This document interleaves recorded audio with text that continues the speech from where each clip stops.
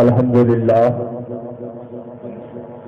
لله رب العالمين والعاقبة للمتقين والصلاة والسلام على من كان نبيا وآدم بين الماء والطين وعلى آله وصحبه الطاهرين. أما بعد، فأعوذ بالله من الشيطان الرجيم. بسم الله الرحمن الرحيم. ألا إن أولياء الله لا خوف عليهم ولا هم يحزنون. صدق الله مولانا العظيم وصدق رسوله النبي الأمين المكين الكريم، ونحن على ذلك لمن الشاهدين والشاكرين، والحمد لله رب العالمين. ہمارے دین کی حقانیت کے دونوں شاہد ہیں معین الدین اجمیری، محی الدین جیلانی. آئیے کچھ عرض معروف سے قبل آقا نامدار، مدینے کے تاجدار، ہم غریبوں کے غمگسار، نائب پروردگار محمد عربی صلی اللہ تعالی علیہ وسلم کی بارگاہ نازنین میں درود پاک کا نذرانہ عقیدت و محبت کے ساتھ پیش کرو کہیں صلی اللہ علیہ نبی وآلہ صلی اللہ تعالی علیہ وسلم. صلاۃ و سلام علیک یا رسول اللہ یا حبیب اللہ صلی اللہ تعالی علیہ وسلم. آج کا یہ پروگرام مرحوم کے سال ثواب کے لیے کیا گیا.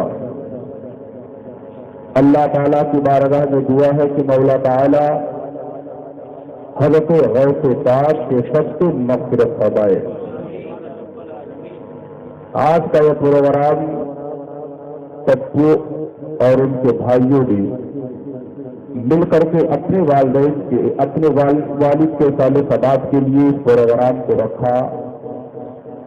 مولا کی بارگاہ میں دعا ہے کہ اللہ تعالی بھائیوں کے اندر اکتائی اور ہمیشہ والد کے نام سے احسان ثواب کرنے کی توفیق عطا فرمائے.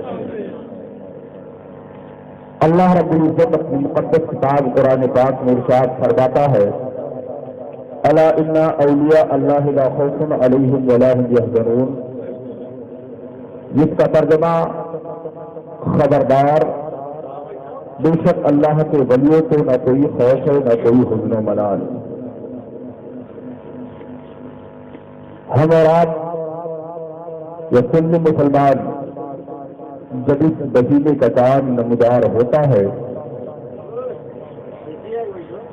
ربیع الاخر شریف کا چاند نمودار ہوتا، ہر سنی مسلمان اپنے گھروں پر حضرت غوث پاک کا نیاز دلانا شروع کر دیتا.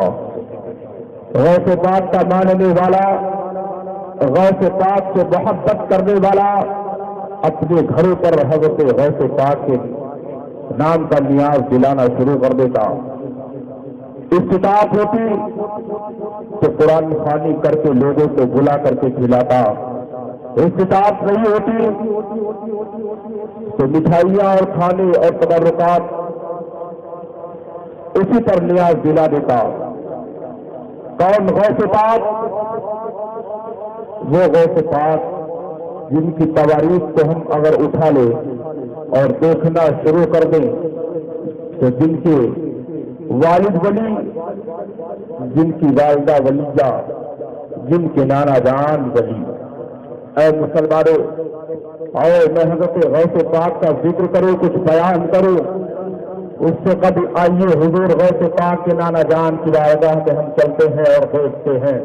وہ حضرت غوث پاک کے نانا جان کا مرتبہ تھا کہ اگر آپ کا ماننے والا، آپ کا کوئی مرید اگر کسی کشتی میں بیٹھ کر کے کسی سمندر کو پار کرتا ہوا نظر آتا، اگر کشتی ہچکولے لینے لگتی، ڈوبنے لگتی، تو اے مسلمانوں اگر وہ حضرت غوث پاک کے نانا جان سے بلا لیتا تو حضرت غوث پاک کے نانا جان سمندر میں اس کی مدد کیا کرتے تھے.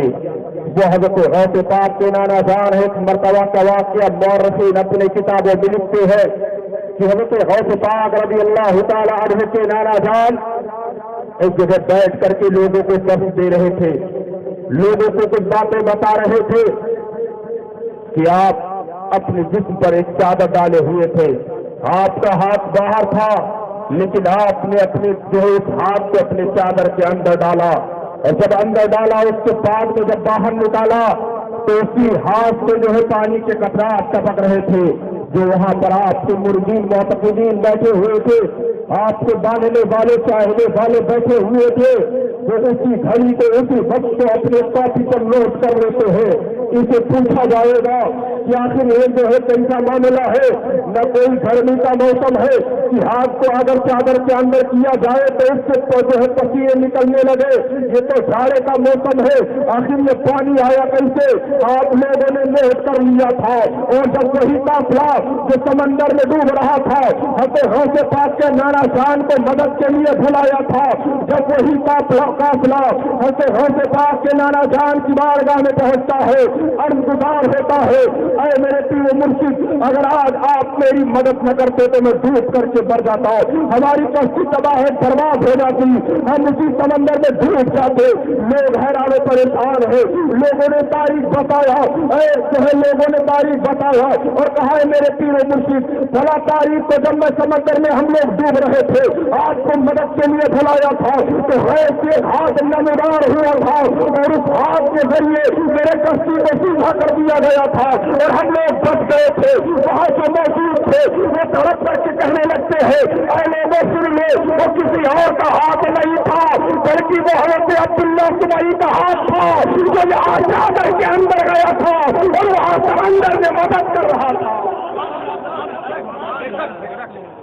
وہ ہے حضرت غوث پاک کی نانا جان، جو ہے نانا جان کی شخصیت بلکہ الگ رہے، اگر کوئی سمندر میں مدد کے لیے بلائے تو آپ کا ہاتھ سمندر میں پہنچ جائے۔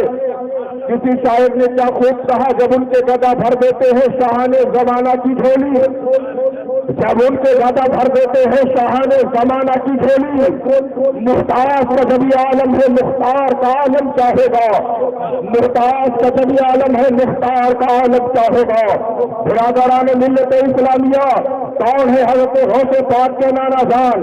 اور میں آپ حضرات کو بتا دوں، آپ ہسٹری اور تواریخ کو اٹھا کر کے دیکھ لیں اور اسے اپنے نظروں کے سامنے رکھے، اور ایک جو ہے ریتابریوں کے زمانے میں جب مسلمانوں پر ظلم و ستم کے پہاڑ توڑے جا رہے تھے، مسجدوں کو توڑا جا رہا تھا، مسجدوں کو شہید کیا جا رہا تھا، مسلمانوں کو قتل کیا جا رہا تھا، اسی دور میں ایک پیر کا کھانا جو ہے خاقن کے نام سے منسوب تھا، بہت بڑا اپنے آپ سے بادشاہ کہتا تھا، وہ کبھی اگر کسی مسلمان کوئی مسلمان اس کے سامنے عبادت کرتا مل جاتا تھا تو اس کے گردن کو مار دیتا تھا، مسجدوں کے اگر میناروں کو دیکھتا تھا تو اسے منہدم کروا دیا کرتا تھا، اسے توڑوا دیا کرتا تھا۔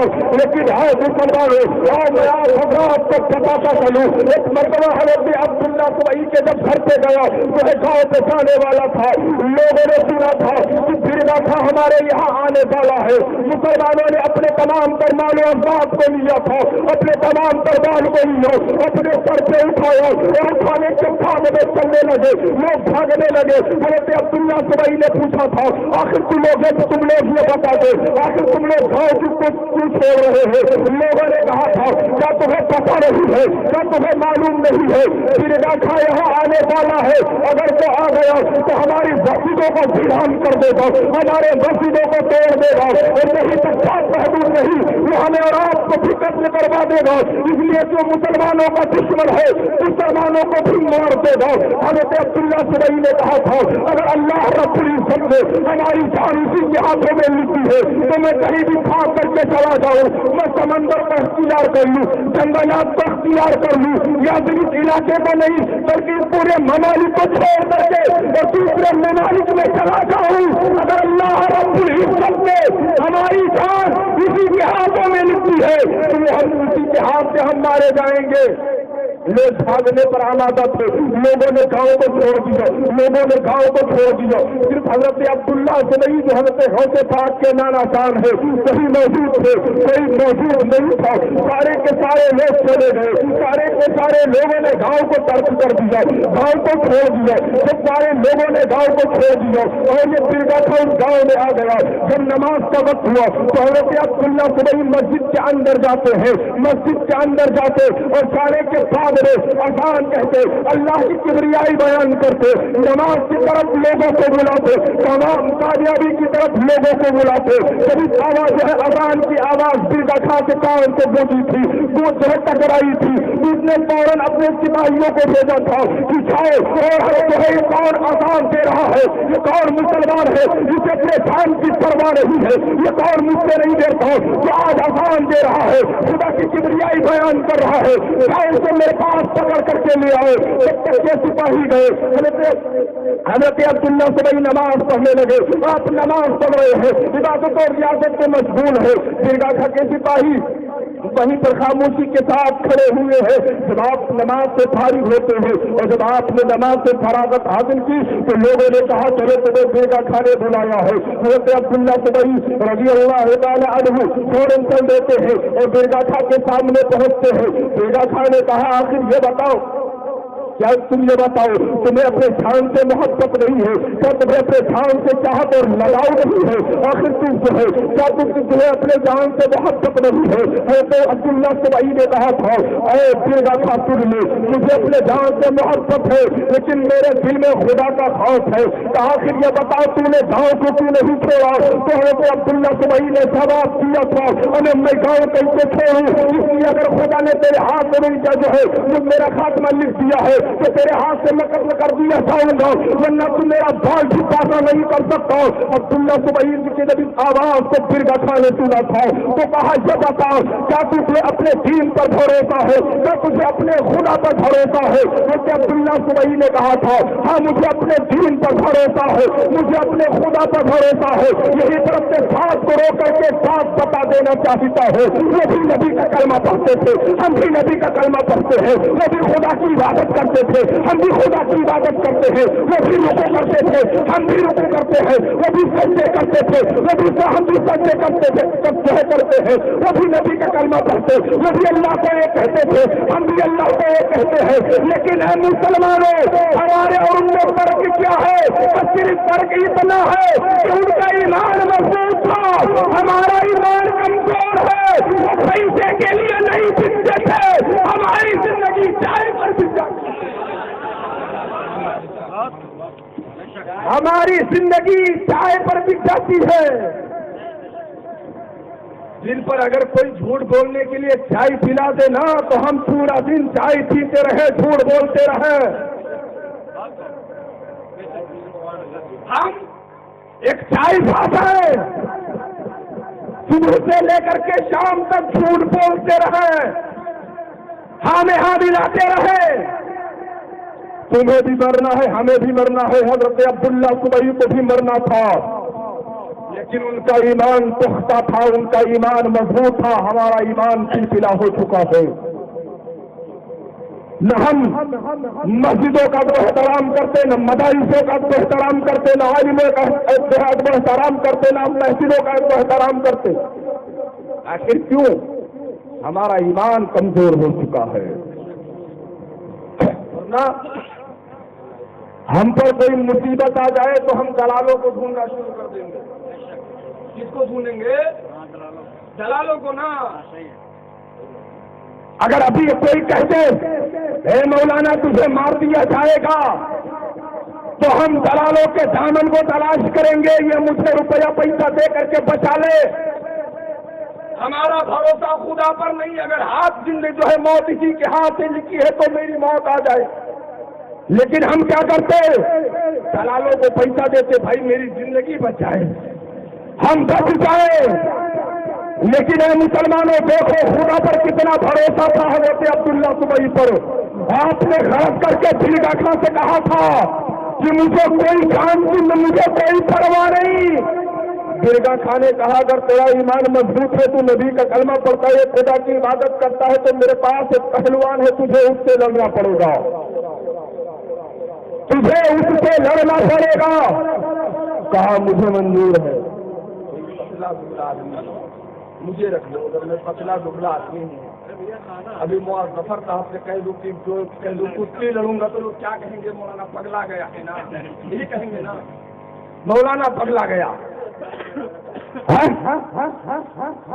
हज़रत अब्दुल्ला सुमई को जब पतला दुबला देखा, लोगों ने कहा ये क्या लड़ेंगे, तो गांव छोड़ करके भाग जाएंगे, वो तो कहीं गांव छोड़ करके बाहर चले जाएंगे। लेकिन नहीं, उनका ईमान मजबूत था। टाइम वक्त मुकर्रर किया गया, फला तारीख फला दिन तुम्हें फला पहलवान से लड़ना पड़ेगा। हजरत अब्दुल्ला सुबई ने कहा ठीक है, मैं फला वक्त फला टाइम तुम्हारे बताए हुए वक्त पर मैं हाजिर हो जाऊंगा। अब वो चले। हमको कोई किसी से हमारी लड़ाई हो जाए, हमको कोई छुटकारा दे दे, तो हम घर से हटेंगे तो कहाँ जाएंगे? दलाल के पास जाएंगे ना, जाएंगे ना। दो छूटे तो कहाँ गए? कहा मैं लड़ूंगा। उन्हें किसी पावरफुल आदमी को तलाश नहीं किया, इसलिए कि जो सबसे बड़ा पावरफुल है वो खुदा है, उनका भरोसा खुदा का। सबसे बड़ा पावरफुल काम खुदा है, जिसने हमें पैदा किया, तुम्हें पैदा किया, पूरी दुनिया को वही पहुंचा। उनका उस पर भरोसा था, वो कहीं नहीं गए बल्कि खुदा के घर मस्जिद में चले गए, इबादत करना शुरू कर दिया, इबादत करने लगे। जब वक्त आया, लोग मजमा इकट्ठा हो गया, मजमा इकट्ठा हुआ, लोग परेशान, टाइम वक्त करीब आता गया, लोग कहने लगे वो आने वाले नहीं, फालतू में लोग यहाँ टाइम वेस्ट कर रहे हैं, वो नहीं आएंगे, हमारे आपके जैसे नहीं थे, दाढ़ी का वादा कर लेंगे रखेंगे नहीं, नमाज का वादा कर लेंगे पढ़ेंगे नहीं, है ना, सब वादा कर लेंगे कुछ करेंगे नहीं। अल्लाह ने किस लिए हमें और आपको पैदा किया? सिर्फ खाने के लिए। वमा खलक़तुल जिन्ना वल इंसा इल्ला लियअबुदून। जिसने पैदा किया खुदा ने किस लिए? जिन्नात और इंसान को खालिद अपनी इबादत और रियाजत के लिए पैदा करवाया खुदा ने। कुरान पढ़ते हैं, हमारा ईमान है कुरान पर, लेकिन अमल हमारा नहीं है। लोग परेशान हैं, कब आए? चाहे परेशान है वो तो आएंगे नहीं, पतले दुबले तो भाग गए होंगे गाँव में रातों रात। लेकिन जब वक्त हुआ, हजरत अब्दुल्ला सुमई आ गए, हजरत अब्दुल्ला आ गए, लोगों ने देखा, सोचने लगे आखिर यकीन से हो गया, इतना पतला धुला इंसान, इतना मोटा ताजा पहलवान उससे कैसे लड़ेगा?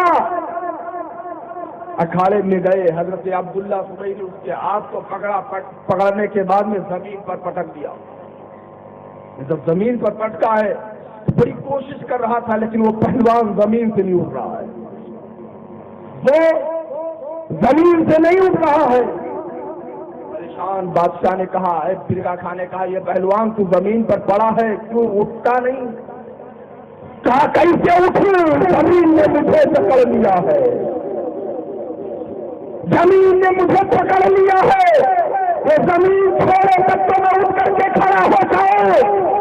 क्या मुसलमानों, जब इंसान का भरोसा खुदा पर हो जाता है तो अल्लाह उसकी मदद किया करता है, लेकिन हमारा भरोसा तो दलाली पर हो गया ना। हमें बड़ा कोई कहे, कोई परहेजगार मुअम्मर इंसान हमें समझाए तो हमारे समझ में नहीं आएगा। कोई फरार 420 साल बाद समझाए, दूर से हम समझ जाएंगे, तत्काल हम समझ जाएंगे। लेकिन कोई परहेजगार आ जाए, कोई नमाजी आ जाए, कोई आलिम दीन आ जाए, बोले ये बात है मुसलमानों, तुम्हें अल्लाह ने पैदा किया है, तुम्हें अल्लाह ने दुनिया में भेजा है, तुम्हें पैदा किया है, तुम्हें नमाज पढ़ना है, बोलेंगे मौलाना साहब ने कहा होगा, मौलाना साहब ने कहा होगा। ہمیں جو عالم کہتا ہے وہ اپنے باپ اور دادا کے گھر سے نہیں کہتا، وہ بات بتاتا ہے تو کبھی کلام پاک کا تو کبھی رسول پاک کا۔ لیکن ہم اے مسلمانوں، ہماری زندگی کب بنے گی جب ہمارا عمل قرآن و حدیث پر ہوگا؟ کب ہمارا عمل کس پر ہوگا؟ قرآن و حدیث پر ہوگا۔ ایک بات بتا دیں، اس بات ناراض مت ہونا، پپو بھائی بالکل ناراض مت ہونے، بات کہے جا رہا ہوں، ناراض نہیں ہونا، ناراض نہیں ہوں گے نا؟ آگے ماشاء اللہ بس تھوڑی دیر بیان ہوگی، اس کے بعد حضرت کی تقریر ہوگی، آپ لوگ سماعت کیجیے گا 2-2.5-3 گھنٹہ، کوئی مسئلہ نہیں۔ ایک مرتبہ درود پاک پڑھیے، صلی اللہ علیہ وسلم، صلاۃ و سلام علیک یا رسول اللہ صلی اللہ علیہ وسلم۔ ایک چیز بتائیں، یہ پروگرام ایک اصال ثواب کے لیے رکھا گیا ہے نا، یہ دو اچھا چیز میرے سمجھ میں نہیں آتا، جب ماں اور باپ زندہ رہتے ہیں تو ہمارے لیے کیا ضروری ہے؟ ہم ان کی خدمت کریں، ہے نا؟ ضروری نہیں ہے کہ صرف مرنے کے بعد قرآن خوانی کر کے فرصت لے لیں۔ اگر ماں زندہ ہے اس کی خدمت کرو، باپ زندہ ہے اس کی خدمت کرو، اگر جب وہ اس دنیا سے چلا جائے، اس دنیا سے کوچ کر جائے تو اس کے نام کے سارے ثواب کرو۔ وہ زندہ تھا، اگر آپ اس کی خدمت کرتے تو اللہ رب العزت اس کے خدمت کرنے کی عوض میں تجھے جنت عطا کر دیتا، ہے نا؟ ایسا تو میں نے دیکھا ہے، ماں باپ کی ہم نے کبھی خدمت نہیں کی، جب ان کا انتقال کا وقت ہوا تو اتنے بڑے بڑے آنسو گر رہے ہیں، بڑے بڑے آنسو۔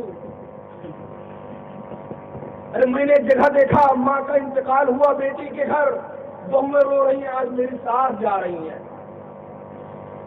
ماں کا انتقال بیٹی کے گھر، بہو اس کی خدمت نہیں کر سکتی، لیکن جب انتقال ہوا، اللہ اکبر، میں نے خود اپنی آنکھوں سے دیکھا، اتنے بڑے بڑے آنسو، اتنے بڑے بڑے آنسو، کیا بتائیں۔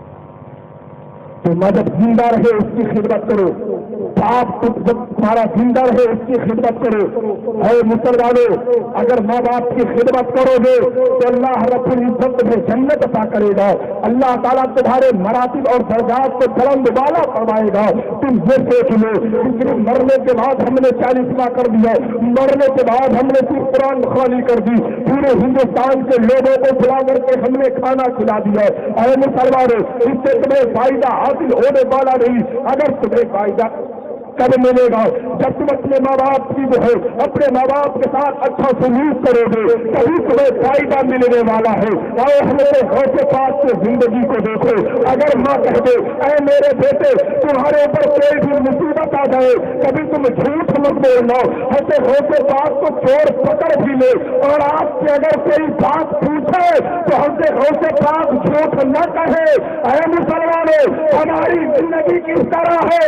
اگر ہماری بیوی ہمارے پاس آ جائے اور وہ کہیں گے تو ہم ماں کے سامنے صبح سے لے کر کے شام تک جھوٹ بولتے ہے نا؟ تو اللہ تعالیٰ نے ہمیں اور آپ کو پیدا کیا، کس لیے پیدا کیا؟ قرآن پاک یا اپنی آیت سنی، وما خلقت الجن والانس الا لیعبدون۔ اب ایک بات بتاؤ، بڑی خوش نصیب ہیں وہ لوگ جن کے سر پر ماں باپ کا سایہ ہوتا ہے، بہت خوش نصیب ہیں۔ ورنہ کچھ لوگ ایسے بھی ہوتے ہیں کہ ماں کا انتقال ہو جاتا ہے، بیٹے کو پتہ نہیں رہتا کہ میری ماں کب مری ہے۔ کچھ لوگ ایسے بھی ہیں کہ ماں کے پیٹ میں رہتے ہیں، باپ کا انتقال ہو جاتا ہے، انہیں پتہ تک نہیں ہوتا کہ میرے باپ کا انتقال کب ہوا ہے۔ تو لہٰذا مسلمانوں ایک چیز اور بتا دیں کہ جب انسان اپنے ماں باپ کے نام سے سال ثواب کرتا ہے تو کون کرتا؟ وہ جو نیک اولاد ہوتا ہے۔ انسان جب مر جاتا ہے تو اس کے سارے اعمال منقطع ہو جاتے ہیں سوائے چند چیزوں کے، انہی میں سے ایک ہے یہ کہ اگر اس نے نیک اولاد چھوڑی ہے، کوئی شرابی نہ ہو، نیک اولاد۔ جب نیک اولاد ہوگا تو وہی قرآن پڑھوا کر کے ماں کے نام سے سال ثواب کرے گا، باپ کے نام سے سارے ثواب کرے گا۔ اگر وہ عیاش ہوگا، شرابی ہوگا، اسے فرصت نہیں ہوگی وہ نہ ماں کی قبر پر جائے گا، نہ باپ کے قبر پر جائے گا، نہ ماں کے نام سے سالے ثواب کرے گا، نہ باپ کے نام سے سالے ثواب کرے گا۔ لیکن جب بیٹا نیک ہوگا، اس کے ارادے اچھے ہوں گے، اگر اس نے اپنی زندگی کو اچھے ساتھوں میں ڈھالا ہوگا تبھی اپنے ماں باپ کی خدمت بھی کرے گا، اور وہ انتقال کر جائیں گے تو ان کے نام سے سالے ثواب بھی کرے گا۔ تو اللہ تعالیٰ نے ہمیں اور آپ کو اگر زندگی دی ہے تو ہم اپنی زندگیوں کو دلالیوں پر مت گزاریں۔ اور یہ کب ختم ہوگا؟ یہ کب ختم ہوگا؟ جب ہمارا عمل قرآن و حدیث پر ہوگا۔ صاحب ہم نہ بڑوں کا احترام جانتے، نہ چھوٹے سے محبت، نہ ان کی شفقت، نہ غریبوں کے حقوق، نہ پڑوسیوں کے حقوق، نہ یتیموں کے حقوق، نہ باپ کے حقوق۔ ہمیں کسی حقوق کے بارے میں پتہ نہیں۔ جب ہمیں کسی کے حقوق کے بارے میں پتہ نہیں تو ہمارا راستہ اچھا کیسے ہوگا؟ اور حقوق کے بارے میں ہمیں نالج کب ہوگا؟ جب ہمارا عمل قرآن و حدیث پر ہوگا۔ ورنہ مسلمانوں، جب ہمارا عمل قرآن و حدیث پر نہیں ہوگا تو ہم حقوق کیا، ہم کسی کے حقوق کو کیا پہچانیں گے؟ لہٰذا اے مسلمانوں، اگر ماں زندہ ہو تو اس کی خدمت کرو۔ ماں اس دنیا سے چلی گئی ہو، انتقال کر گئی ہو، تو اس کے قبر پر جا کر کے فاتحہ خوانی کرو، فاتحہ پڑھو، قرآن عظیم کی تلاوت کرو، قرآن شریف پڑھ کر کے سال ثواب کرو۔ اگر زیادہ نہیں پڑھ سکتے، کچھ لوگ ایسے بھی ہیں، سب کی بات نہیں کرتا، کچھ لوگ ایسے بھی ہیں جنہیں قل اللہ شریف الحمد شریف بھی یاد نہیں، تو کچھ نہیں کر سکتے تو صرف قبر پر جاؤ، بسم اللہ شریف پڑھ کر کے کہہ دو اے مولا میں نے جو پڑھا اس کا ثواب میرے والدین کو عطا فرما دے، جو میں نے تلاوت کی اس کا ثواب اے مولا تو میرے والدین کو عطا فرما دے۔ یہ سال ثواب ہو گیا، آپ کا کام مجھے چلے گئے، کچھ نہیں جانتے۔ لیکن حضرت ایسا ہوتا ہے کہ جب ماں باپ کا انتقال ہوتا 40ویں تک روز قبر کی زیارت ہوگی، اس کے بعد میں کبھی کبھی ہوگی، اس کے بعد میں عید بقرعید میں ہوگی، اس کے بعد میں جب جائیں گے سچائی بتاؤ اب تک کہاں دفن کریں گا بتائیں تھوڑا، میں نے خود دیکھا ہے، سچ کچھ نے خود نہیں معلوم، ایسے کہو ذرا بتاؤ نا والد صاحب کو کہاں مٹی دیا گیا، کہاں دفن کیا گیا، انہیں بتاؤ نا، قبر پہ جا کر کے فاتحہ پڑھ لیں گے۔ آ جائے مسلمانوں، بھولو بت، وقت ملے تو ماں کی قبروں پر جاؤ، باپ کی قبروں پر جاؤ، جو ہو سکے وہ پڑھ کر کے سال ثواب کر دو۔ ماں باپ کے نام سے غریبوں کو کھانا کھلاؤ، مدارسوں میں کچھ نہ کچھ دے دیا کرو، مسجدوں میں جب جاؤ تو کچھ نہ کچھ دے دیا کرو۔ اللہ تعالیٰ عید کے ذریعے، صدقات کے ذریعے تمہارے والدین کے مراتب اور درجات کو بلند بالا فرمائے گا۔ اللہ کے بارگاہ میں دعا ہے کہ اللہ تعالیٰ ہمیں اور آپ کو صراط المستقیم پر چلنے کی توفیق اور رفیق عطا فرمائے۔ توبہ استغفار، استغفر اللہ ربی من کل ذنب واتوب الیہ۔ السلام علیکم ورحمۃ اللہ۔ اور ویڈیوز دیکھنے کے لیے ہمارے چینل کو لائک کریں، کمنٹ کریں، شیئر کریں۔